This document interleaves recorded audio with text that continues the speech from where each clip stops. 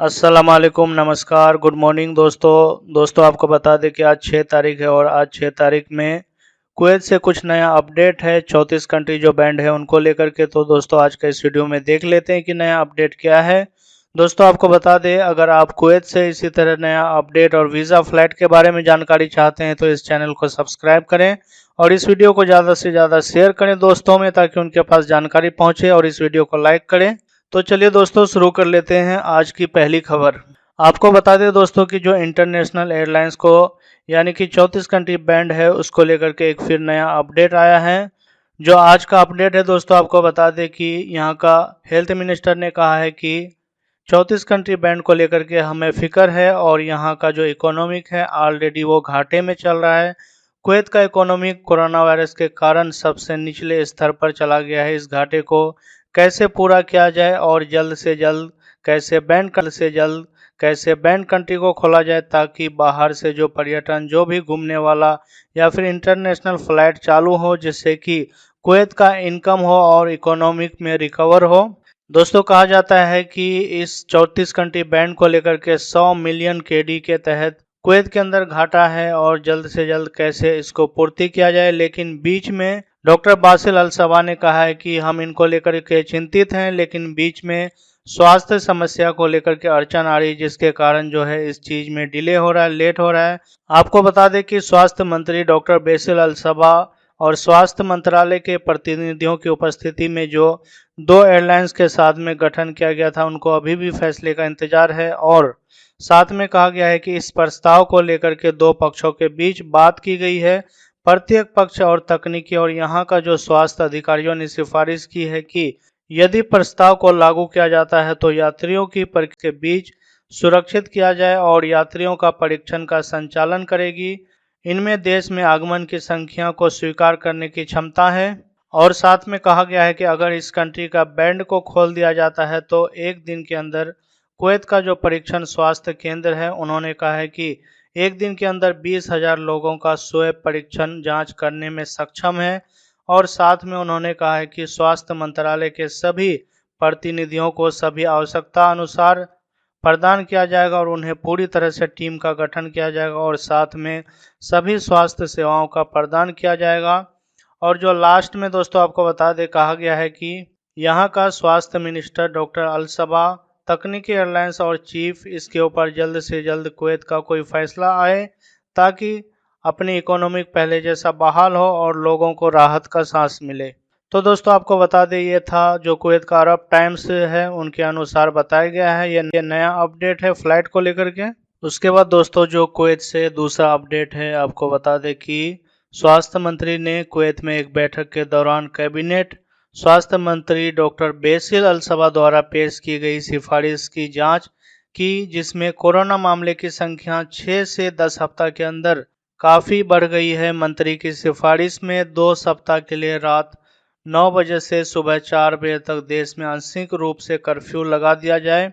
Kuwait से वाणिज्य उड़ानों को बंद करना, मॉल और किसी भी गतिविधियों को बंद करना शामिल है। उसके बाद दोस्तों आपको बता दें कि साथ ही मंत्रालय ने तत्काल उपायों की भी सिफारिश की है, जिसमें सभी तरह का काम जो कि सुबह 10 बजे से रात 8 बजे तक खोला जाता है, शॉप, मॉल, उन्हें भी पूरी तरह से बैन लगाया जाए। और साथ में बताया गया है कि किसी तरह का भी कोई उल्लंघन करता है या फिर कोरोना वायरस को आने का रास्ता बनाता है, उसके ऊपर भी सख्त कार्रवाई किया जाए, जिससे कि देश के अंदर कोरोना का मामला दर घटे। और साथ में कहा गया है कि पहले देश के अंदर कर्फ्यू लगाया गया था, जिसके कारण देश के अंदर 40% से अधिक कोरोना वायरस की दर में कमी आई थी।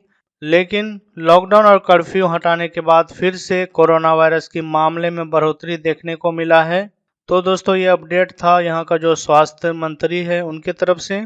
उसके बाद दोस्तों जो अगली खबर है, आपको बता दें कि कुवैत इंटरनेशनल एयरपोर्ट को लेकर के है। आपको बता दें दोस्तों कि जो यहाँ का पहले का शेख था, शेख सबा अहमद अल जबर, उनका इच्छा था कि टर्मिनल 2 को पूरा किया जाए उनके सामने में और पूरी तरह से उनके अंदर सुविधा सुरक्षित किया जाए। कहा जाता है कि टर्मिनल 2 के लिए एक तत्पर बैठक आयोजन किया गया है, जिसके तहत टर्मिनल 2 को कैसे टेक्निकल जरिए से एक स्मार्ट एयरपोर्ट बनाना है जल्द से जल्द उनके काम को बता दें कि बताया गया है कि बुधवार को नागरिक उड्डयन महानिदेशक और सर्वोच्च समिति के अध्यक्ष के बैठक में शेख सलमान अहमद की मौजूदगी में अपनी पहली चर्चा की और एक बैठक में इस टर्मिनल 2 का आयोजन के लिए प्रस्ताव रखा गया है। उन्होंने कहा है कि जो स्वर्गीय अमीर शेख सवाल अहमद जबल की इच्छा में से एक था और भगवान उन्हें आराम दे, जिन्होंने अप्रैल 2017 में इस महत्वपूर्ण परियोजना की आधारशिला रखी थी। उन्होंने कहा है कि महामहिम इस परियोजना के शीघ्र पूरा होने की उम्मीद करते थे, जो कि राज्य के लिए पहला प्रवेश द्वार था। उन्होंने संकेत दिया है कि जो टर्मिनल 4 को बनाया गया है, जहां पर अभी लोग आते हैं दूसरे देश से हुए, टर्मिनल 4 के टर्मिनल में लैंडिंग करता है। टर्मिनल 4 का आधारशिला शेख सबा अल अहमद अल जबर की मौजूदगी में किया गया था। यानी कि दोस्तों जो टर्मिनल 4 है अभी, उसको जो पहले का शेख, उन्होंने इसको बनाने में काफ़ी अहम भूमिका निभाई थी। टर्मिनल 2 को सर्वोच्च समिति टर्मिनल भवन के माध्यम से सभी तकनीकी आवश्यकता को पूरा किया जाए। भवन को स्मार्ट हवाई अड्डा बनाने में सभी भविष्य के संचालन की जरूरतों को पूरा किया जा सके। हवाई अड्डे पर अपनाई गई नवीनतम तकनीकों के अनुसार हवाई अड्डे में संचालित होने वाली संस्थाओं के लिए नए टर्मिनल भवन और नए सभी कुवैती अंतर्राष्ट्रीय हवाई अड्डे के भवनों में सिस्टम और नेटवर्क का सभी सुविधाएं शामिल हो। यानी कि दोस्तों आपको बता दें कि जो टर्मिनल 2 है, यहाँ का जो पहले का शेख था, उनका इच्छा था कि इनको एक स्मार्ट और अंतर्राष्ट्रीय हवाई अड्डा बेहतरीन बनाया जाए और इसको लेकर के अभी प्रस्ताव रखा गया है। उसके बाद दोस्तों जो अगली खबर है, आपको बता दें कि Kuwait general department for and control कर्मियों ने देश में 7 किलो मादक पदार्थ की तस्करी करने वाले 2 मिस्रियों को जब्त किया है, यानी कि पकड़ा गया है। सूत्रों के अनुसार बताया गया है कि ये मादक पदार्थ मिलने के बाद गिरफ्तारी की थी। वे 2 मिस्री वासी पार्सल के अंदर छिपी दवाओं के साथ तस्करी करते थे, जिसके बाद जो यहाँ का GDDC टीम है उन्हें ट्रैक किया गया और गिरफ्तार किया गया। पूछताछ के दौरान संदिग्धों ने स्वीकार किया कि वो पार्सल उनके थे, जिसके बाद उन्हें अभियोजन कार्यालय में भेज दिया गया है। उसके बाद दोस्तों आपको बता दें कि कुवैत के अंदर इजराइल के प्रोडक्ट बेचे जाने पर रोक लगा दी गई है। इसीलिए कुवैती वाणिज्य और उद्योग मंत्रालय ने 8 दुकानों को बंद कर दिया है, क्योंकि इन दुकानों में इजराइल के प्रोडक्ट बेचे जाते थे। अब इस मामले को लोक अभियोजन कार्यालय को भेज दिया गया है। मंत्रालय ने निरीक्षण टीमों ने कुवैत सिटी के स्वैक क्षेत्र में एक कार पार्ट्स कंपनी द्वारा बेचे जाने के दौरान इजराइल में बने उत्पादों को कानून के अनुसार स्थायी बाजार में प्रतिबंध लगा दिया गया है। मंत्रालय ने रविवार को कहा है कि निरीक्षण टीमों ने इजराइल के बने उत्पादों को जब्त कर लिया और कानून के अनुसार स्थानीय बाजारों में भी प्रतिबंध कर दिया गया, यानी कि बैन लगा दिया है।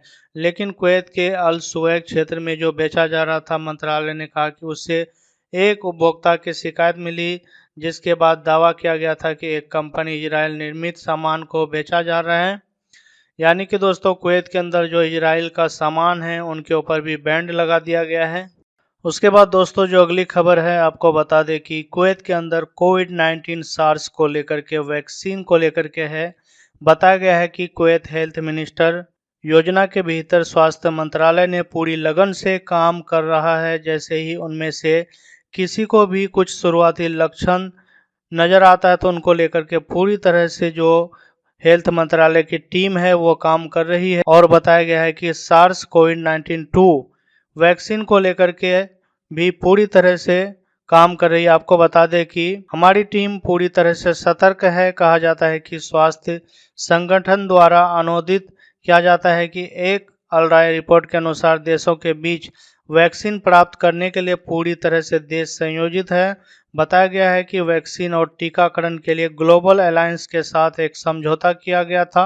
आपको बता दें दोस्तों, ये ग्लोबल अलायंस एक कंपनी है जहां से कुवैत अपना वैक्सीन को लेने का प्रस्ताव रखा है। जो कुवैत में वैक्सीन की डोज है वो है 1.7 मिलियन की आपूर्ति करने के लिए किया गया था। जैसे ही इसका उत्पादन किया जाता है, यह दर लगभग 8,50,000 लोगों के लिए पर्याप्त हो जाएगा।